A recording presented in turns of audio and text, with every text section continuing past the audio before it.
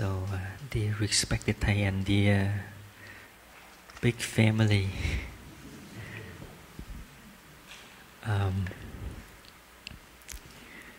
again, first of all, I would like to thank everyone to come and practice with us. With me, like a celebration. It look like a big family reunion. Yeah. And we practice together, we live together, we eat together, we walk together, and I'm so happy.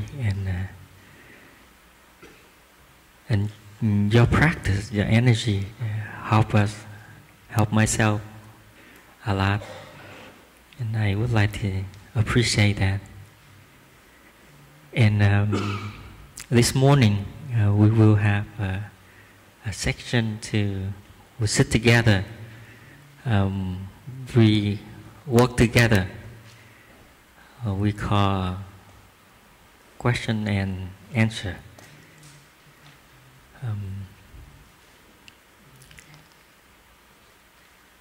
The question and the answers is not it's not something important. What me important is we present for each other. We sit together like a family. We can look at each other, smile with each other. And we all help the life of Dharma to continue. And I'm very honored to sit here with our brother and sister, especially with you this morning today. And the good question nourished everyone. And the good question doesn't need to be long.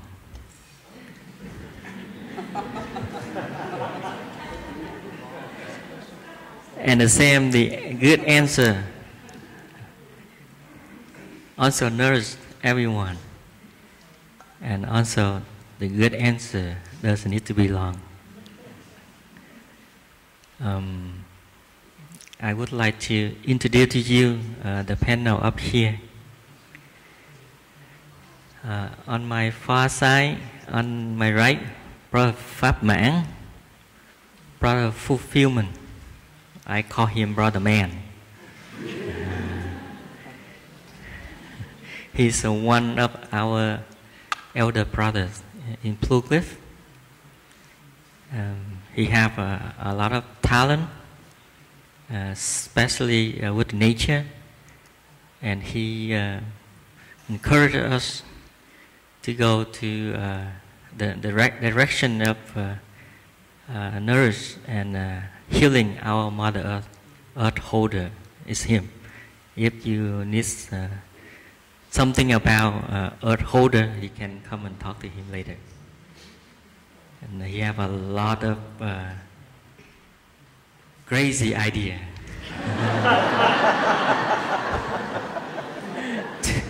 to protect our Mother Earth. We need more more money to do that.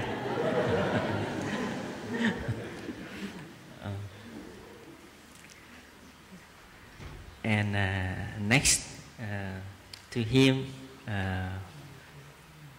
one sister. She's new, and new to me too. And I'm sorry, I don't know her name.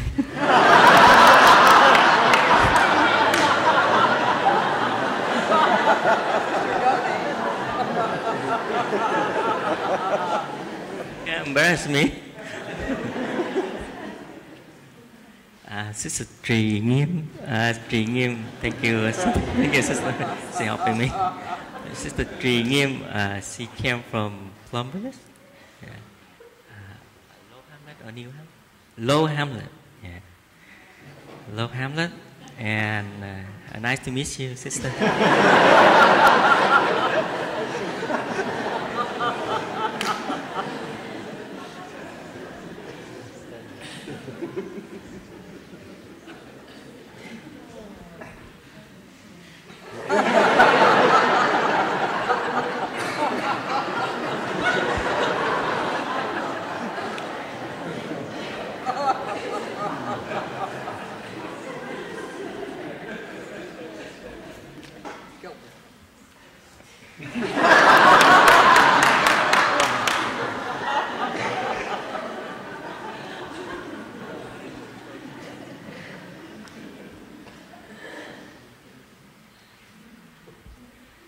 My name is Brs P Lac.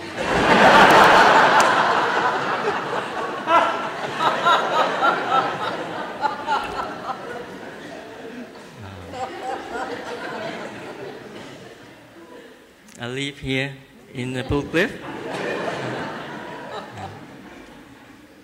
I'm one of the lazy monk. I live around here. And next to me is Sister Thay, Sister True Vow. She also one of our elder in the Blue Cliff sister. She's stay on another side of the road, our neighbor. And she also have a lot of talent, and especially the music. If you attend the ceremony this morning for touching of the earth, we gratitude our father, our teacher, our friend. She make the music in English very beautiful, and some other music. I think she have a CD. You can ask her. I think the CD in the bookshop.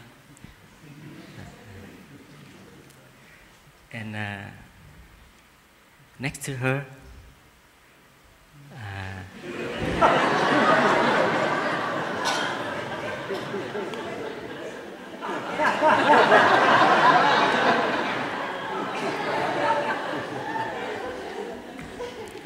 no, actually, I remember her. See,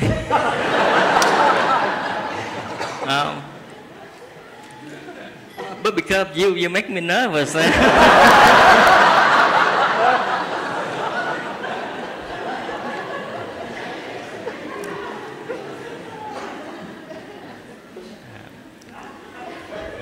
Jeanne, sorry. Well, actually, we are very good friends. How long times ago in Deer Park in California. When I see her, I remember our elder brothers, the Venerable Abbot in Deer Park. His name is Thay. And he's old and he gets sick and he in a hospital, and she always be there right next to him and take care of him until he passed away.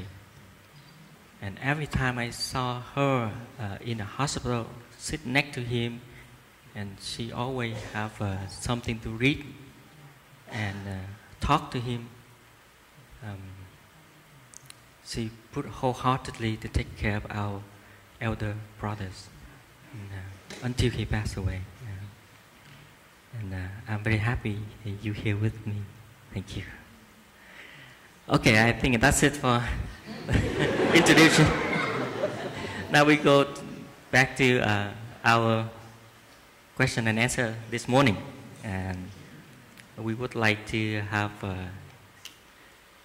please sit upright beautifully, smile, keep your smile, and we enjoy 3 sounds of the bell. Sister sit on the bell today, Sister Jeanne. She also one of our elder sister in the sister side. and be present. This is a wonderful moment. It's a wonderful moment for all of us who sit here together. Be present for each other and enjoy the breathing.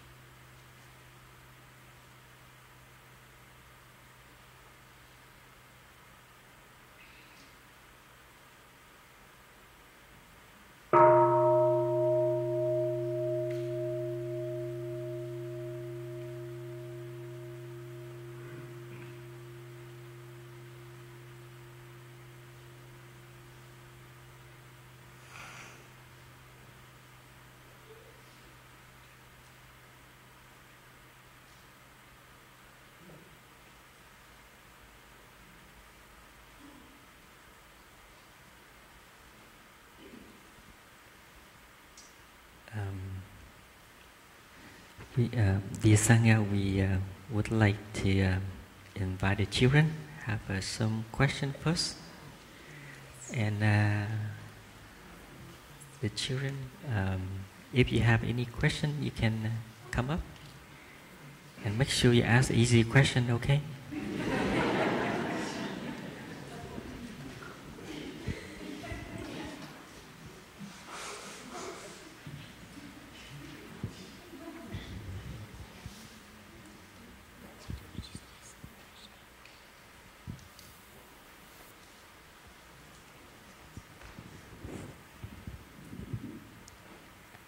Why do people get mad?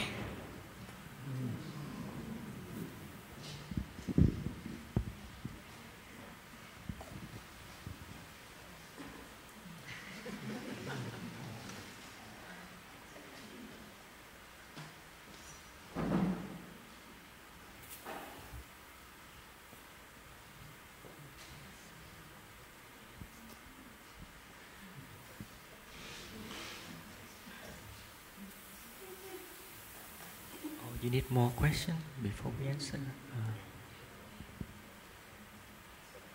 couple questions, okay?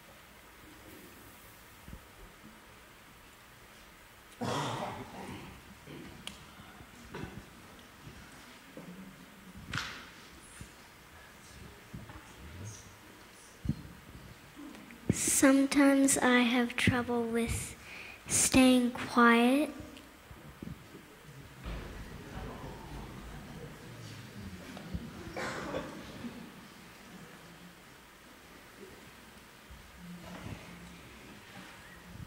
Why do people say curse words? Why do people say curse words?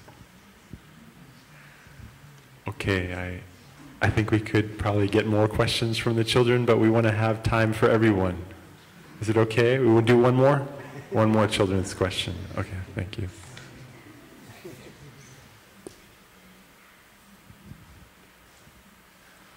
What is the fastest way to calm down? What is the fastest way to calm down? I'm looking forward to the answer to that one.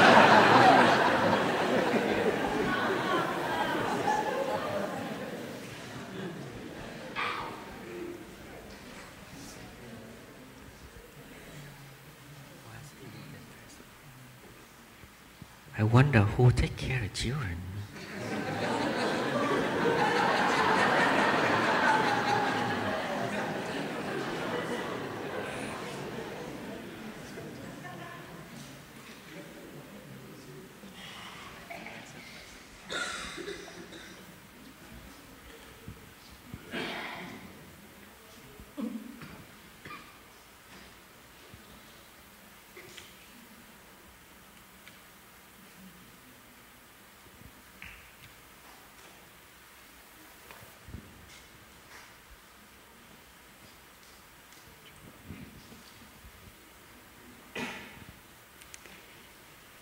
So dear Thay, dear Sangha, dear children, they're really excellent questions. I think I will try to answer the first one. Why do people get mad?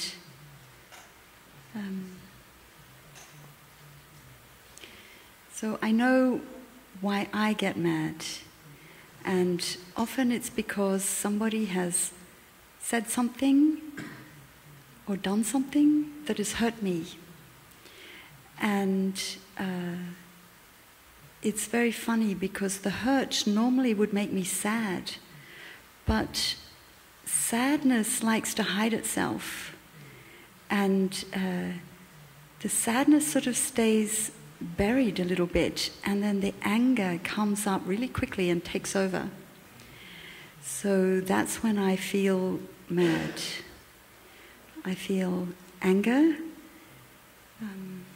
I feel the emotion rising in me, and I feel I want to react to what has been said or done. And the other person might think I'm mad, but actually I'm sad. And I don't know why sadness doesn't want to come up first and show itself. But when I am able to calm myself down, following my breathing, or take some time to look into what happened, then I can see the sadness and I can feel the sadness. So that's why the anger is not really the main emotion happening for me, and why it's not necessary to respond to the anger. I need to get in touch with my sadness so I can take care of it. And when I do that, then the sadness can also calm down and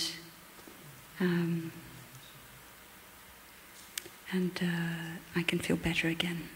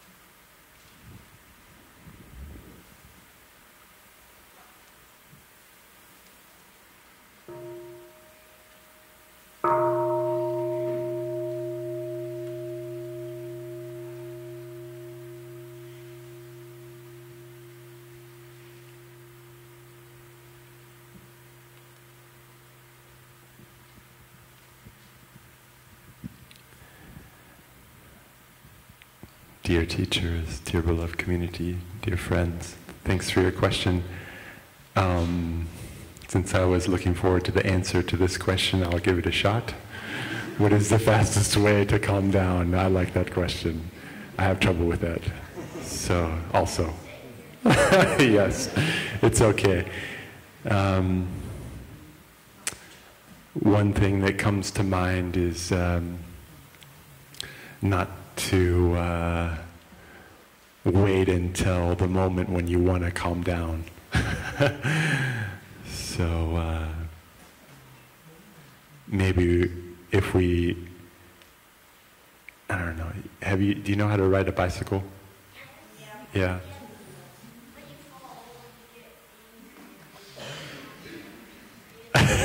You fall over, you get hurt, and then you calm down. Was it hard to learn?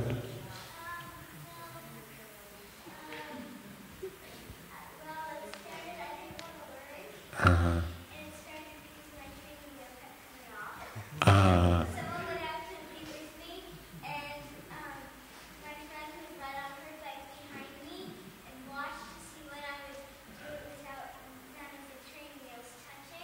I see. So.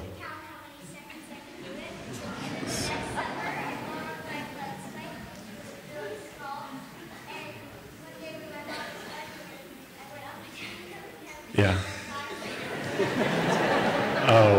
I don't know if you could all hear that, but it's a great story about, I think she just, I think, oh, sure. I'll translate a little bit for you. I think you just answered the question.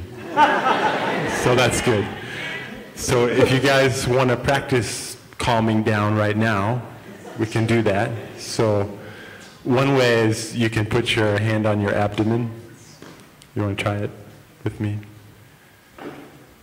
And be aware of your body and what you're feeling in your body.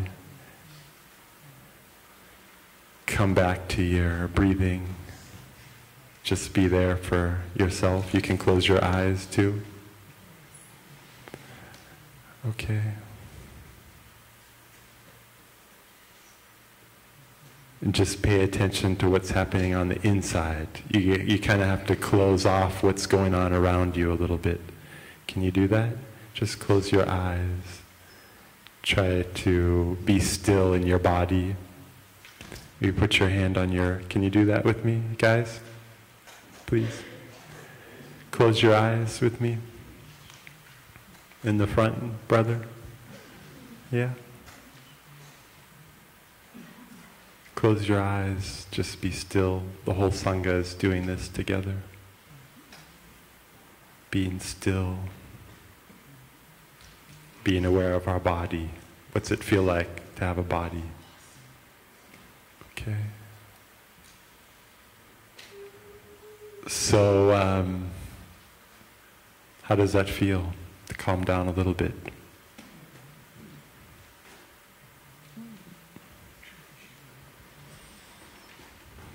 Sometimes it's pretty tough. We're not able to do it, so sometimes we need a friend. That's what our friend here was sharing about the bicycle. Sometimes when you need to learn how to ride, you want to learn how to ride a bicycle, you need your parents, right? And you need your friends to be there. So maybe I can invite my brother, he's your friend, he can sit right next to you. Can you sit right next to him? And he can be your bell of mindfulness. He can help you calm down just by being there. And so that's another great way that we kind of need to learn from each other how to do it. Right? Is that right? Yeah? Okay. Good. And then just like riding a bicycle, sometimes you fall off and you don't do so well, but if you keep practicing, you'll learn it, you'll get it, I promise. Okay? You want to try? Want to keep trying? Okay. Okay, great. Good. Thank you, Sangha.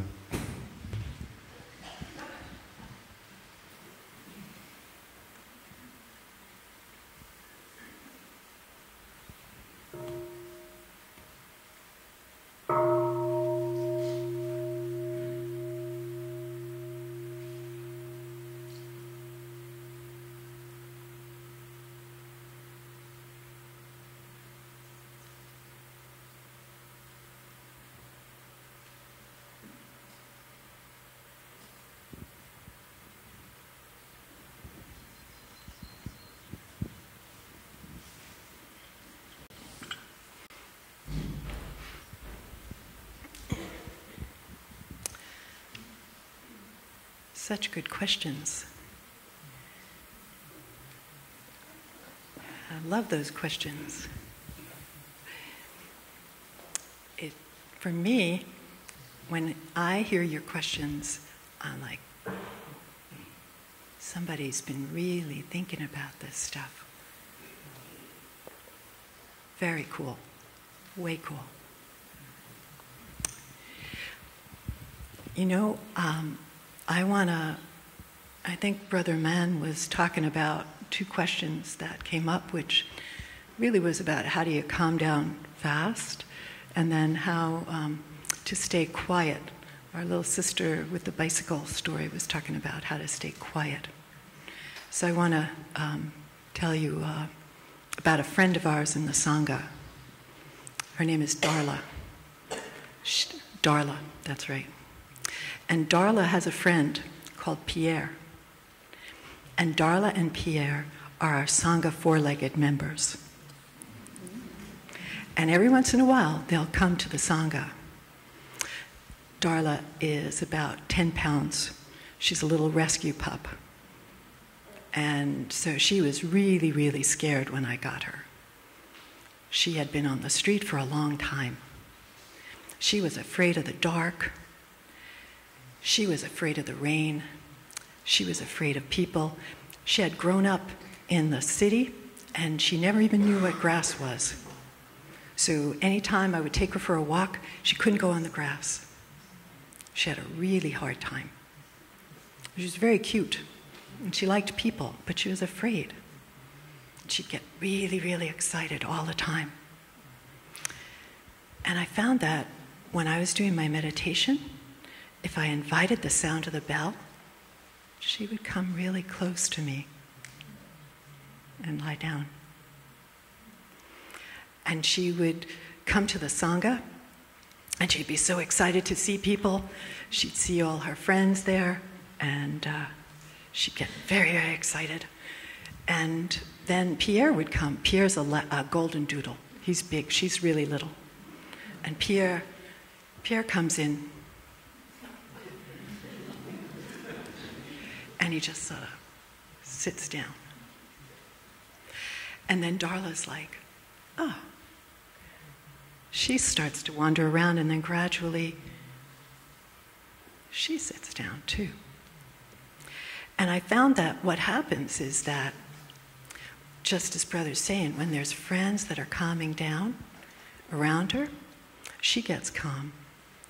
And then you know what happens? If we invite the bell, even if she's really excited, she gets really quiet. She just seems to know. And I bet you that she's my teacher, because there are times I get really excited and it's hard to calm down. And then I find that I can watch Darla. Darla starts to just get really still.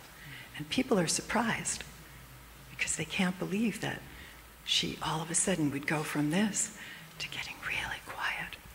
And I carry her around in a little pouch at times if I'm doing a blessing of the animals or something like that. She gets really quiet. So I hope that helps. I know Darla wanted me to bring a message, so this is from Darla.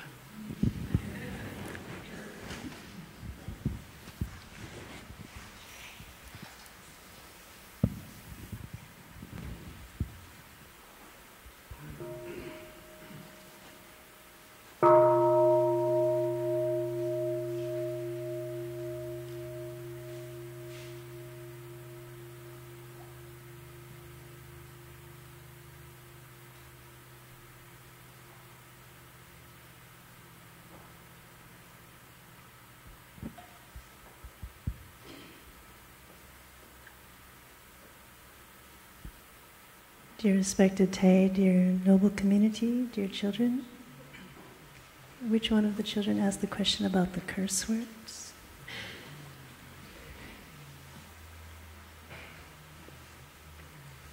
Thank you. Okay. Yeah, that's a very interesting question because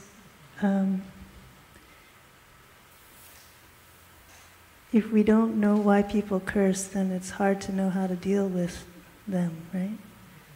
So it's really helpful to know why people curse or why they use strong words. Maybe sometimes they don't use an actual curse word, like the kind of word that the teacher would send you to the principal's office for, but they will use other kind of words that are harsh, are hard to hear, or hurtful.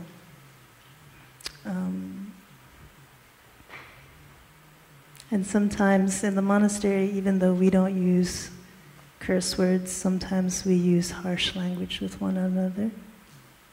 And I think it's often because we have a kind of repertoire of words that we're used to. Maybe in our family, we've grown up with mom and dad saying certain words to us. Like every time we do something maybe good, they'll say certain words that will water our flower. Or maybe if there's something that we don't do well, if we're not lucky, maybe our mom and dad might say a few words that water our seeds of self-doubt. And we use those words inside of us. We start to believe those words. And it becomes our kind of what we're used to. So when we play with our friends and they water certain things in us, suddenly we react and we say exactly the same thing that our mom and dad might have said to us. And if we're lucky, then our mom and dad has given us some very kind, gentle words. If we're not so lucky, maybe we have received some words that are a little bit harsh.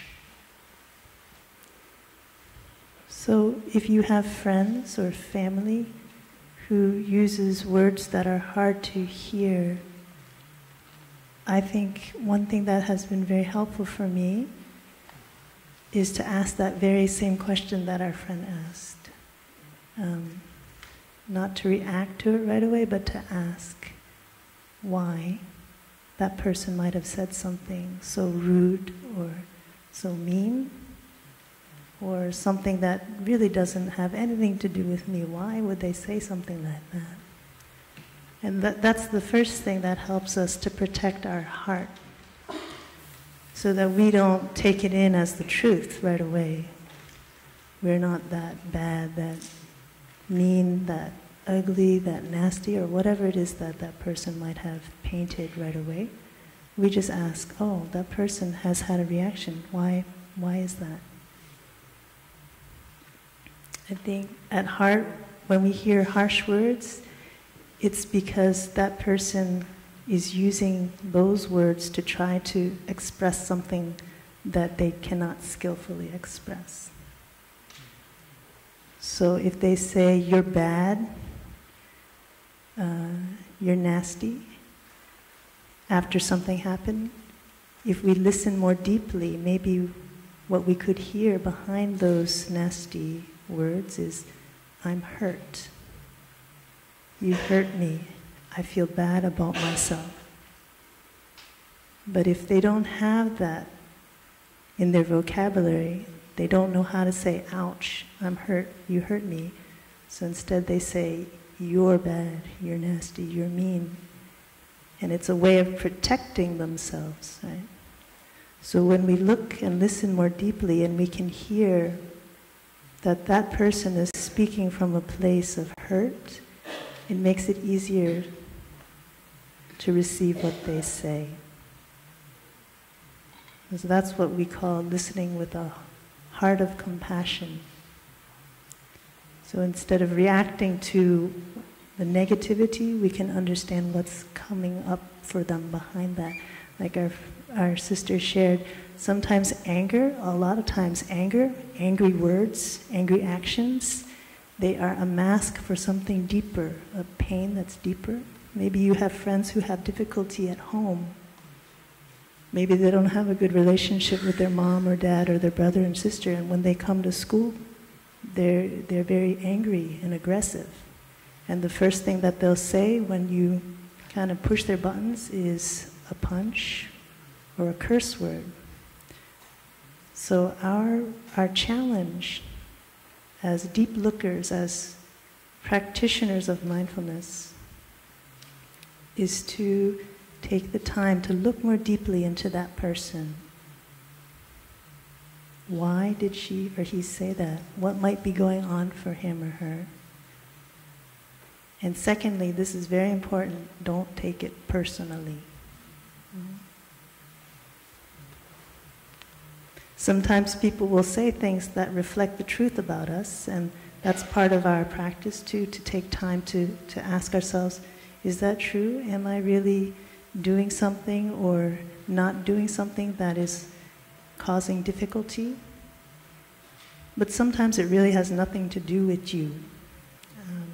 And that's part of our looking deeply to see clearly where that hurt, that energy of anger may be coming from. Is it because of me, or is it because they're suffering? So if we can hear their suffering, if we know why they said that, then we won't react incorrectly We won't tit for tat, but we will know how to skillfully give them space and come back to them, especially if it's a friend of ours, right? If it's a friend, you don't want a permanent damage to your relationship just because someone said something nasty to you.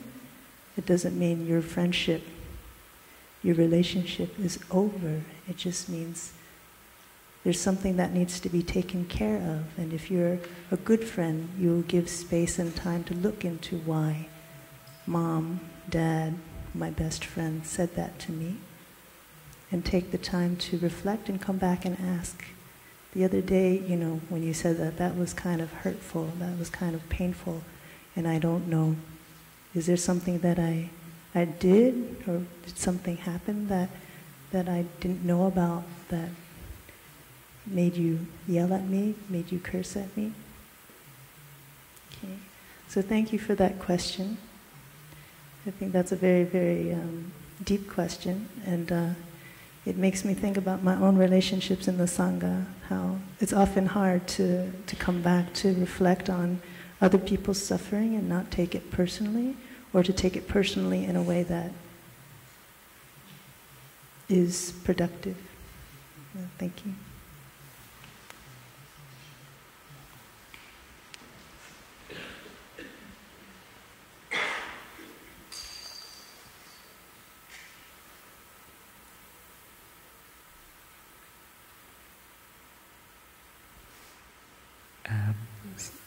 I think it's now it's time for children to go out and play. Okay, so when you hear the small sound of the bell, you can all stand up, turn to your back, and bow to the Sangha, and you will go out and play. Have a wonderful day. Thank you for your all questions.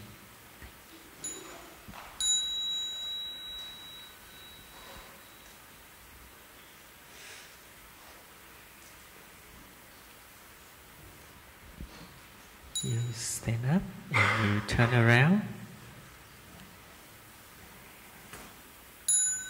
You bow to Sangha.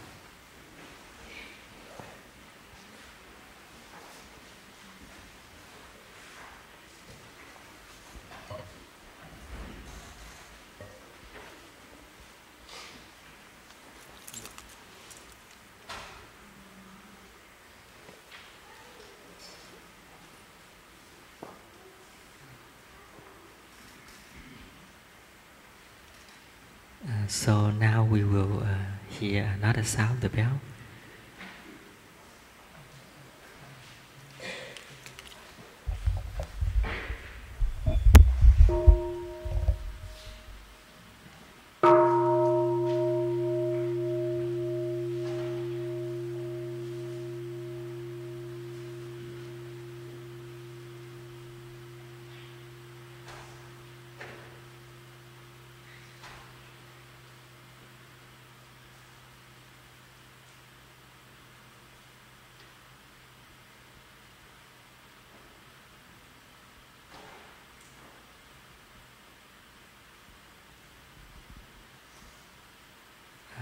And for those who would like to have a question, please you can come up and ask a question. And how about teenager? You also, if you would like to have a question, you can come up here first. Where's T?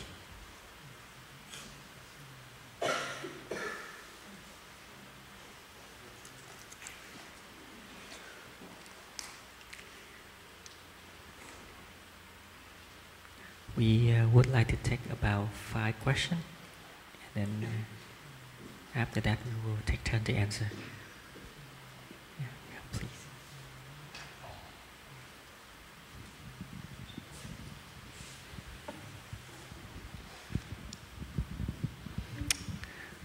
It's a question directed to Jeanne in particular, but also to the rest of the panel, which is that there's been a lot of concern I've heard in people around the political situation here, and we're entering darker times.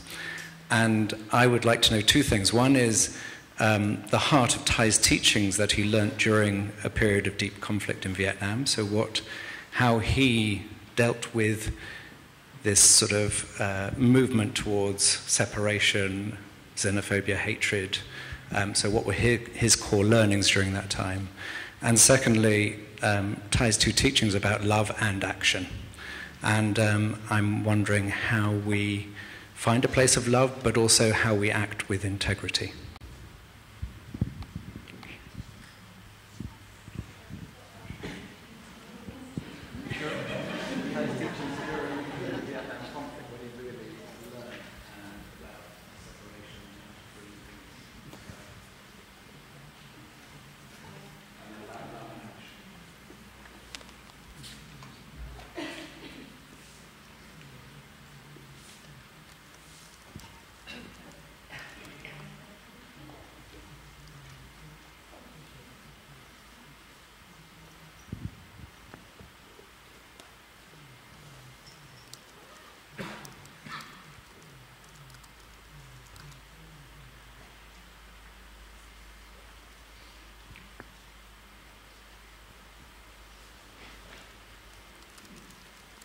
Yes, anyone else would like to ask a question, please come up so we can save time.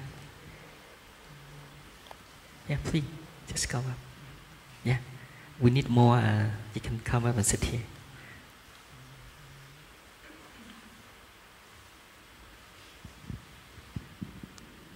One, 2,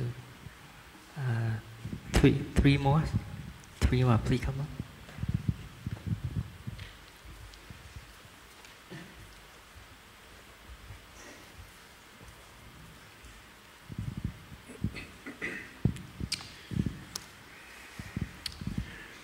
So there was a prayer or a chant the morning of the first 2 days, and one of the lines was something about transforming the superiority complex, inferiority complex, and equality complex. And when I heard those lines, I immediately relaxed, and I felt lighter. And then later in the day, I was reflecting on those lines, and I didn't understand the third piece. Why would we need to transform an equality complex? Because this goes against what I've been learning in school for many years now, which is that everybody's equal, and that this is like an ideal to strive for. So that's my question.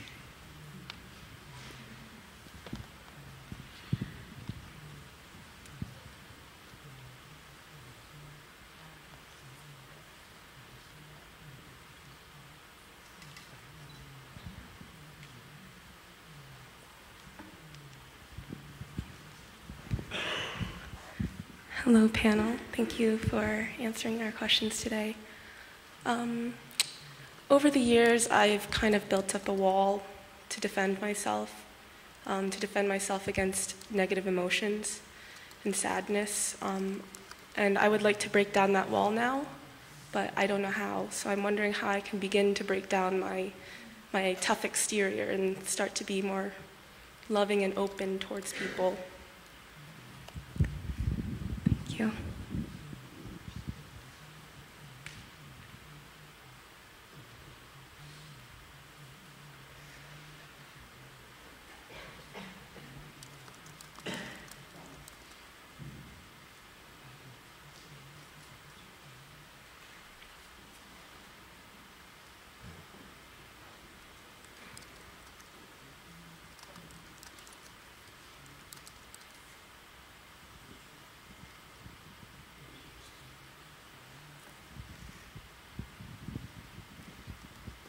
Um,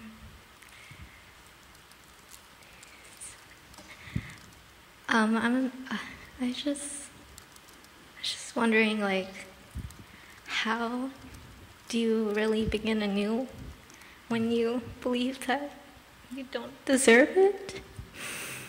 I have such a bad relationship with my parents, and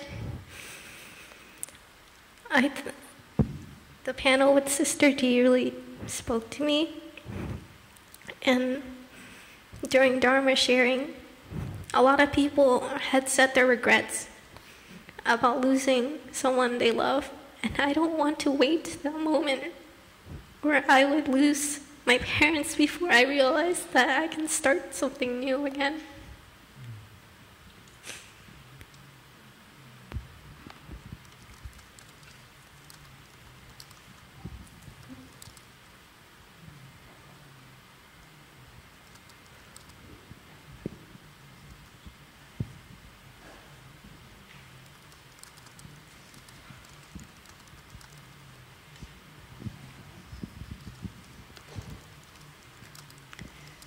Dear Thay, dear Sangha, my question is related to the second question. In the current political situation, I find myself very upset by the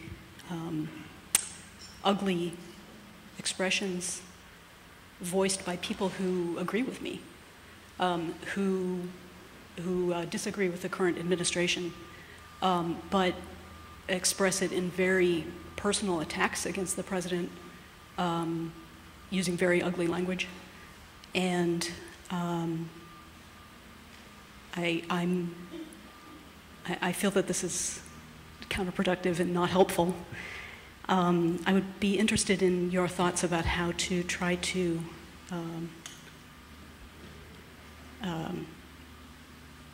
express a more constructive opposition and bring some more positive energy, I guess, even among people, even perhaps within Sangha, who agree with many of the things that I agree with. Thank you.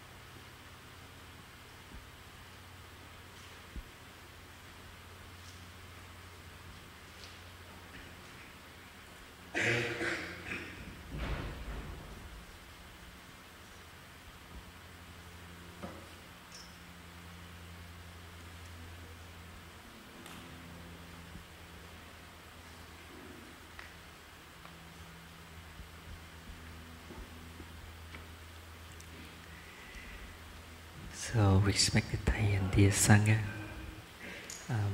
I think it's time for my turn to answer the question. It's many good questions on the board, and very interesting. I love them all. Let's talk about the second one. What are Thay's teachings during the war about separation and love in action?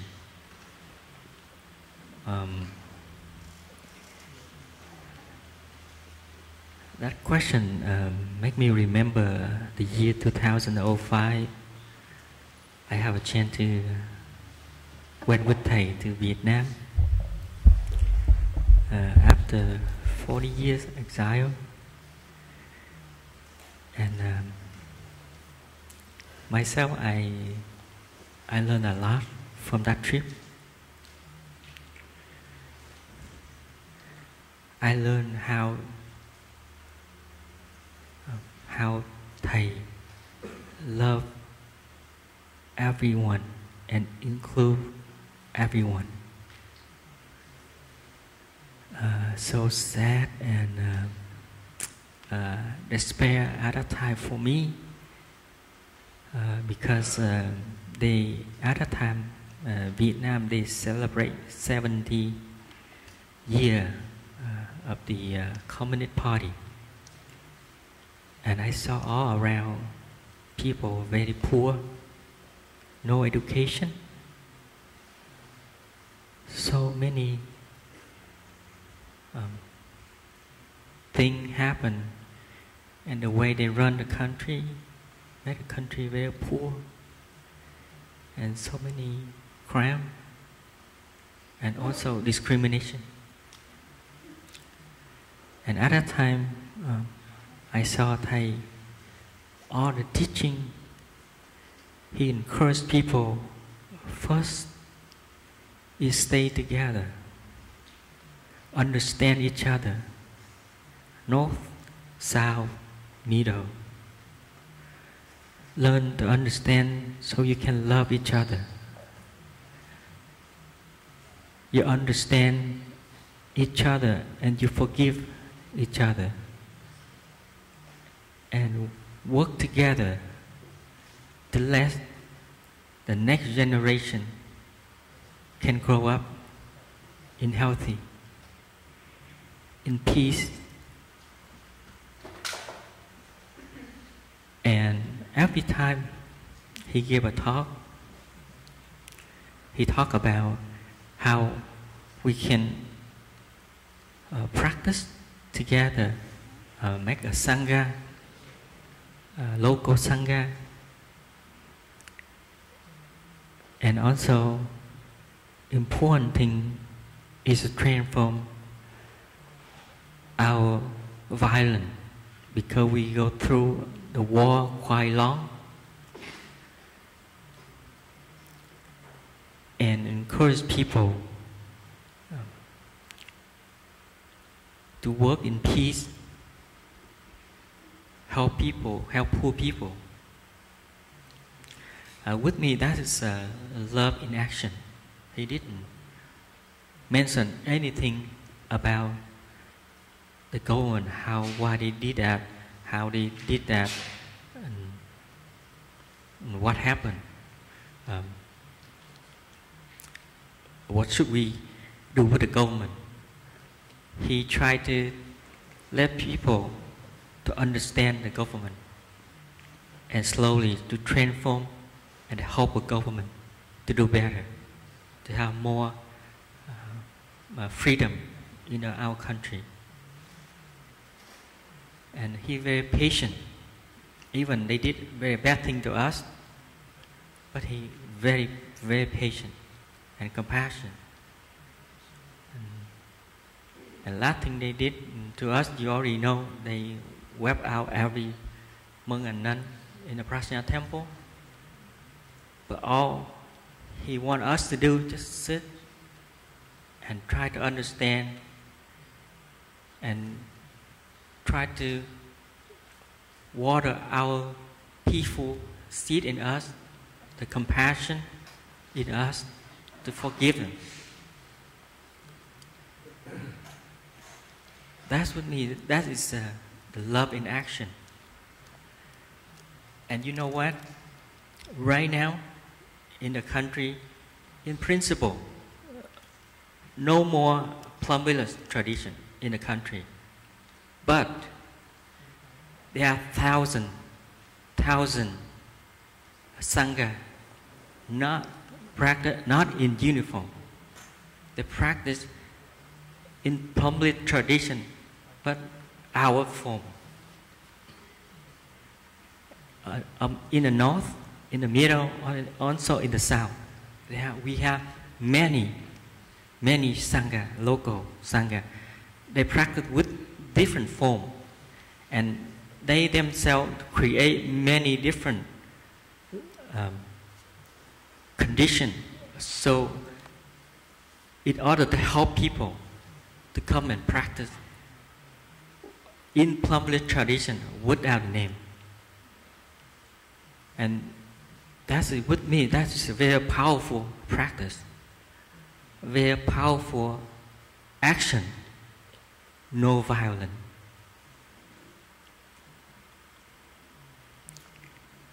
And you know, our practice very powerful. You can practice with the form monk or nun, but you can practice also with lay practitioner. You can practice with any form, in your country, in your school, in your job, at work. You can practice everywhere. And if you are a good practitioner, when they look at you, they don't know you are practicing. But inside of you, you know you have Thay with you, you have the Sangha with you, you have our Bodhisattva with you. And that is with me, that is love in action. The practice, very, very powerful.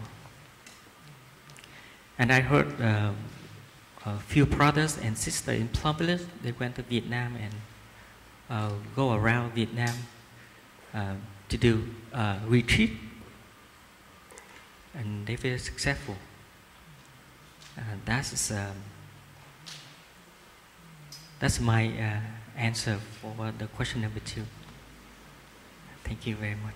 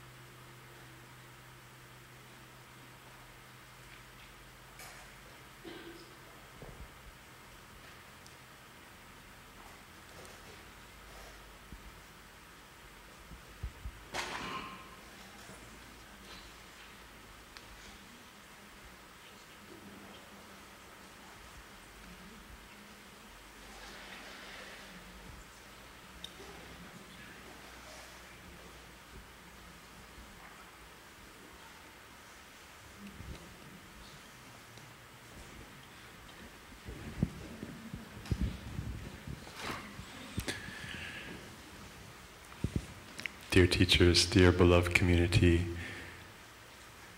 if I understood right, we have about 5 minutes to answer the rest of the questions. No pressure.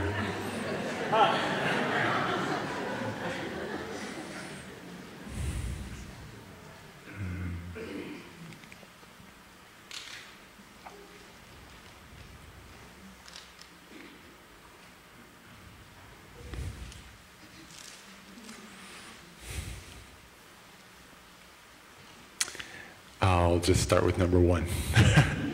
Oh, she wants number 1. I'll do, sure? Oh, okay, let's just go for it. You'll be all right.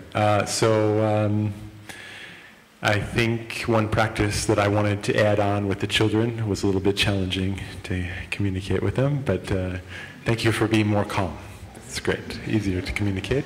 I think one thing is important is to cultivate the energy of acceptance. That's a very powerful force, and it's, I think, something that we can receive from each other and transmit to each other. And we can go to a time, maybe we can find a time in our lives, a place or a person when we felt accepted for who we were, maybe in a difficult moment, or, you know, I think of a time when I was in the Sangha in Germany, experiencing a lot of difficult emotions as a young practitioner, young novice. We were at a new center. I was very sleep deprived and experiencing a lot of strong emotions.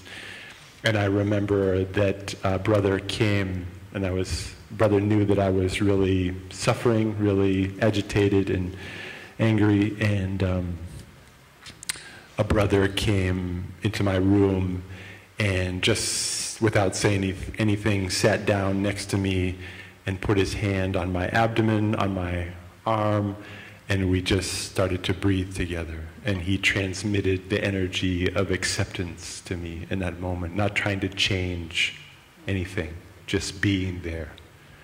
And so that was a transmission. So now if I practice well, I can go many times a day, if I want to, back to that place, and I can touch that. I can bring up, it's in my consciousness, I can bring that kind of acceptance and love and compassion up to the surface. And if you don't have anything you feel like you can touch in your life like that, please come to one of the brothers and sisters so we can hug you and we can hold space like that. And then you can continue to transmit that to others. Okay. Thank you for listening.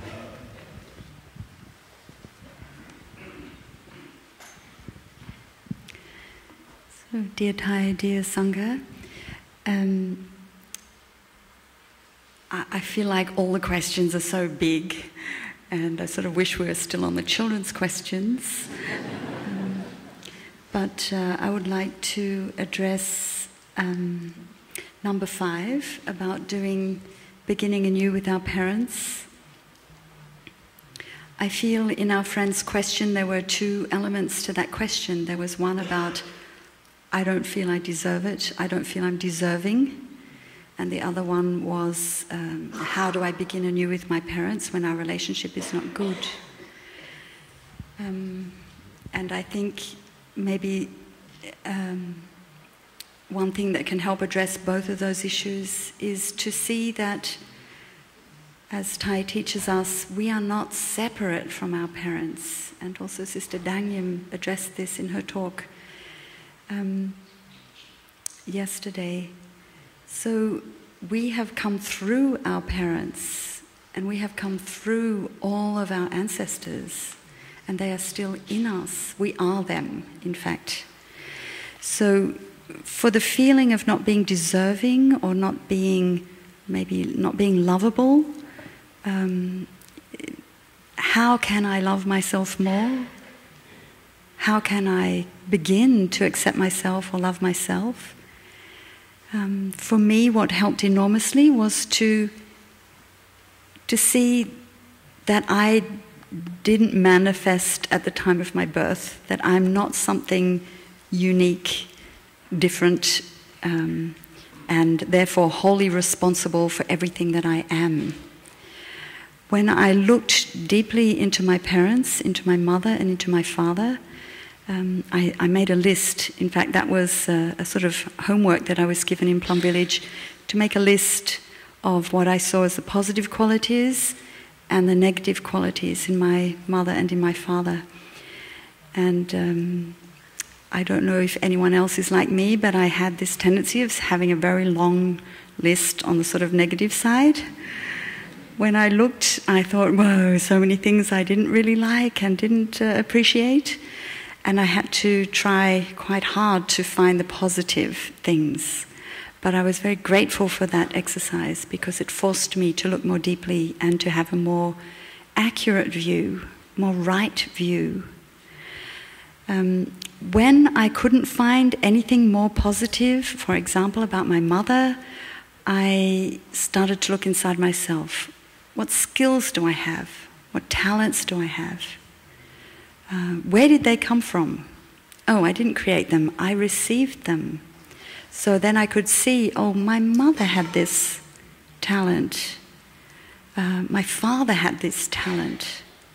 So I recognized my mother loved poetry. My father loved language. And I see I received that from them. So I could add that to my list. I appreciate my mother's love of poetry. I appreciate my father's love of language. So bit by bit my positive lists got longer, and of course the task is to make the lists equally long or the positive list longer. So you can't add another negative thing to the list unless there's already enough positive on it. So that helped me to have more right view about my parents and also to see how they are in me and how I'm not separate, how I am, in fact, their continuation. So I found it necessary to reconcile on the inside with my mother and with my father and to fully accept everything that they are by looking into their situation, by realizing that they also received all of their characteristics, personality, ways of behaving, ways of thinking, they also received from their parents. So it's also not their fault for thinking or behaving like they did. This opened up a whole new world to me, and I realized, yes, we may have some unwholesome energies, we may have some unskillfulness, there may be, limited ability to love, to embrace, to accept, but there were causes and conditions that led to that. And when I could see the causes and conditions that led to my parents being as they were, it was very easy for me to see the causes and conditions for how I was, not to feel guilty about being the way I was. So that helped me to accept myself and to develop compassion for myself as well as for my parents. So this is the teaching on interbeing, that we are not separate, that this is because that is. I am like this because of certain causes and conditions, and the same for my parents. And I saw that now I was much more fortunate than my parents. I had encountered a great teacher, a wonderful sangha, a spiritual path. I had many more tools than my parents did. So I didn't need to wait for them to heal our relationship. I was able to do it. And bit by bit, the way I was able to cultivate love, compassion, and acceptance for myself, for them on the inside, and before I had even said anything to them, our relationship had transformed. I didn't need to say anything, just changing myself, changing my thinking, transformed our relationship. I remember I used to panic when the phone rang at 9 o'clock at night because I knew it would be my mother, and I knew it would mean upset and a sleepless night. And one day I put down the phone and I went, oh, that was painless. Wow, I feel okay. Wow, what happened? And it was transformation had taken place to the point where all the problems I'd ever thought I had with my mother had just vanished, disappeared, weren't there anymore because of my own personal transformation. So sometimes that's enough. We need to look inside ourselves and look deeply inside our parents. Hopefully we can transform any difficulties that way, and if not, we may need to sit down with them and do the practice of beginning anew, which we all know about. But first we need to begin anew with ourselves. So thank you.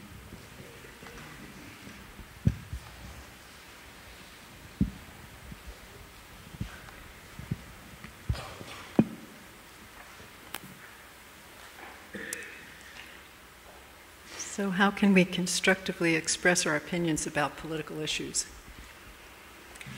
I'm very grateful to my brother for answering, oh, that's helpful, for answering the other question. And the reason is that I wasn't there.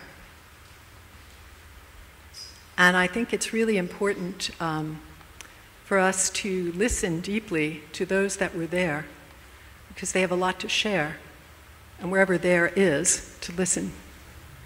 What was happening for me was, as I was listening to the question that Joe asked, I began to reflect and call on all of my Vietnamese sisters and brothers who ever talked to me about their experience during that time, Youth for Social Service. So that it would not be my voice, but what they shared with me so that I could convey that. So I'm very grateful, dear brother. Thank you. I would say that is also what we need to consider when we're thinking about here and now and in our sanghas. That what I'm doing on Long Island, New York, is not necessarily what's going to happen in Omaha, Nebraska, or in Berkeley, California, or Washington, D.C. What I'm aware of is that as a Sangha, we're needing to, I would say, suggest to cultivate a safer space for us to be able to be together as sisters and brothers and to share in the way that brother was talking about what Thay was planting in Vietnam during that time of enormous crisis. But that is going to be predicated on our capacity for being able to hold what is emerging, not only within ourselves as Sangha facilitators or OI members or Dharma teachers, but as Sangha members. Sometimes people have an enormous amount of grief and pain and anger, and they feel that that is the place that they want to share it. And the Sangha is going to have to sort of discern how much is okay and when is it becoming sort of creating an avalanche, you know? The Sangha has to be able to hold what is happening. And each of us as practitioners are also needing to learn how to practice with and breathe with the strong emotions that are coming up and the strong words. All of the questions that happen today all fit into this experience, whether they're strong words or curse words or whatever that come up. All of the answers in some way are for that particular question about political issues have been already shared. So we're needing to, in my experience, take a look at, it's sort of like right plant, right place. Those of you who are gardeners know you need to put the right plant in the right place. And I find that on Long Island where I am, I'm a minority in a different way. And so therefore, when there are maybe marches that are going on in big places, I walk through my neighborhood. I don't march through my neighborhood, I walk. I try to see who's left, who has gone to the march and who's staying home. If I can talk to them, if I can just say hi, neighbor, that kind of thing, make a relationship. Because I found that a lot of my neighbors who were going to marches were going with a lot of bravado, a lot of anger, and a lot of energy, which I totally get. But I also realized that that wasn't going to help in the way that I wanted to help or be there. I wanted to build some kind of peace or relationship or connectedness so something could possibly transform. So I don't think there's a prescription about how to do this. But I do think that if we're practicing together, being able to discern what is it that we as a Sangha need to cultivate for ourselves to be able to be peaceful, to be able to be love in action in the world. How does that translate for Thay, doing education, helping the sick, doing the work that he was doing in Vietnam? I know that one Vietnamese friend said to me, What made all the difference for him was that Thay said during the war, "Man is not our enemy. Man is not my enemy." And that changed everything for them, for those people that were following Thay. That's so powerful, that when their lives were being threatened, when bombs were being dropped, when they had absolutely no hope of anything really being recognized or resolved, that what was the life raft was that man was not our enemy.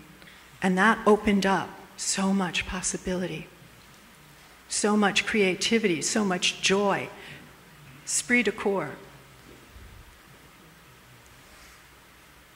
There was an aliveness that got generated and a way of caring for themselves. And that's what I feel like for us right now we're being called for to do. In whatever way we're being sort of guided within our community, within our Sangha, within the region that we live in. And so we have people in our Sangha who have different political views, some of them very strong. Some of them, they want to be in our Sangha, but they couldn't listen. They couldn't listen to people who were railing about the election. So they would leave after walking meditation. They would not come to Dharma sharing. I know from talking to other Sangha members that has happened in other Sanghas. So some of us would meet with those people so that there wasn't a way in which they were being separated from the community. But maybe the capacity that we had as a local Sangha did not have the ability to hold all that was wanting to be expressed. So we had little satellites. Maybe somebody met them in the parking lot and talked with them. Maybe somebody had tea with them or talked to them on the phone. But I think we have to be creative and inventive about how we work with this and supporting each other. It's not easy practice right now. I would just allude to the fact of something that in our culture in the United States, in Western culture, there is something that I remember in the late 80s, there was a gathering of Dharma teachers from all over that met with the Dalai Lama. A lot of them were psychologists and therapists.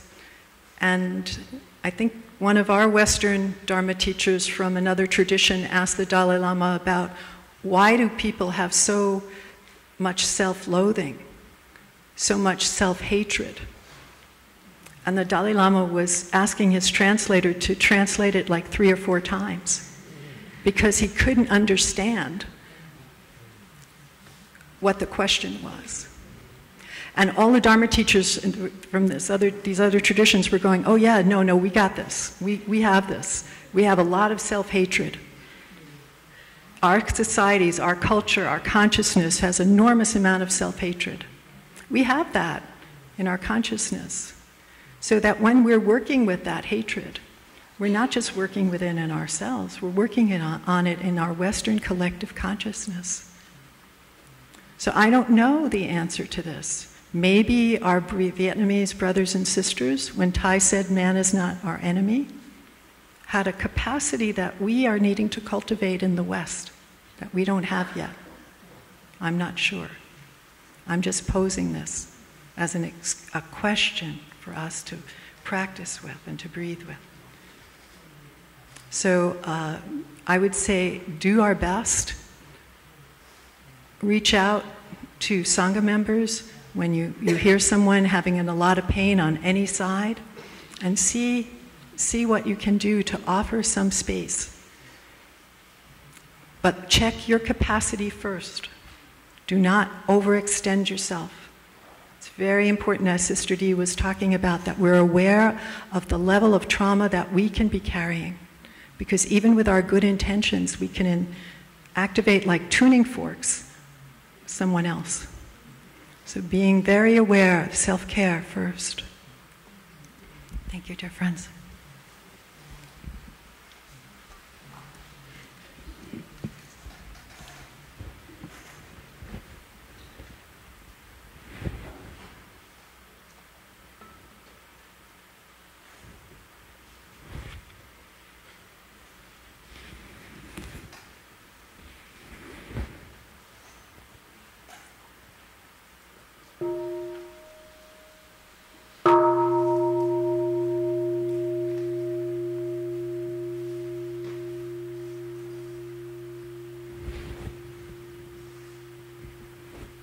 Dear respected Thay, dear noble community, thank you for all the wonderful questions. We're aware that there are a number of questions that have not yet been answered.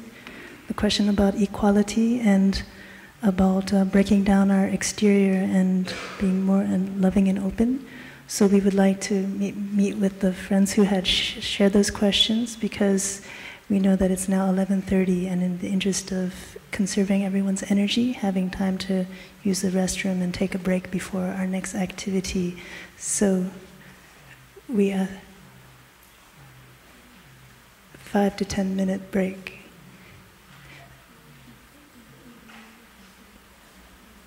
Five to 6.